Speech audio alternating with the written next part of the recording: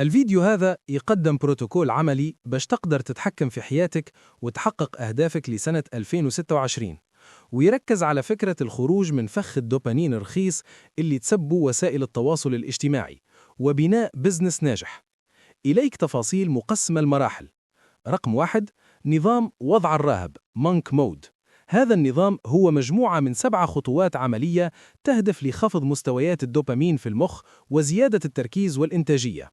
ممنوع الهاتف في أول 6 ساعات.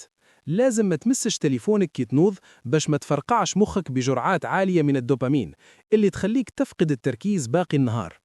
إطفاء التنبيهات notifications.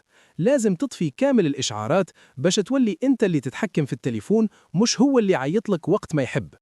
تحويل شاشة الهاتف للأبيض والأسود.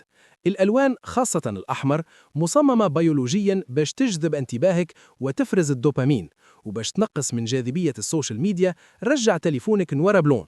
لا للموسيقى أثناء العمل.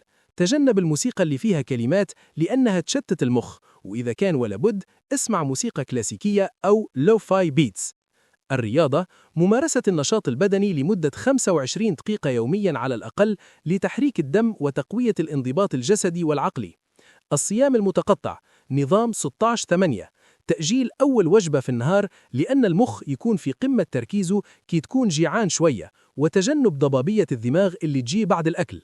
الاستمرارية، مومنتوم. الحفاظ على السلسلة وعدم كسر الروتين باش تستفيد من تأثير التراكم. رقم 2: التحول من العمل الشاق إلى العمل الذكي. كيفاش ينتقل شخص من الفشل للنجاح؟ تغيير العقلية.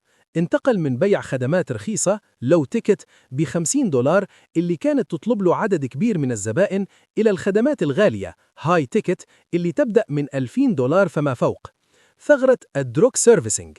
اكتشف نظام يخليه يربح الدراهم بلا ما يبيع وقته.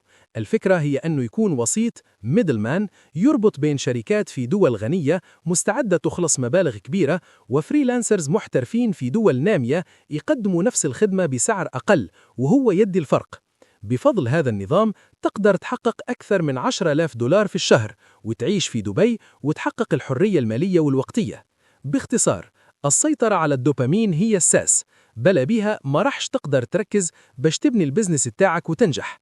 تشبيه بسيط لترسيخ الفكرة: تخيل عقلك مثل محرك السيارة. الدوبامين الرخيص والسوشيال ميديا هي مثل الوقود المغشوش اللي يخلي المحرك يسخن ويحبس، بينما وضع الراهب هو عملية تنظيف شامل للمحرك باش يقدر يمشي بأقصى سرعة وقوة نحو أهدافك.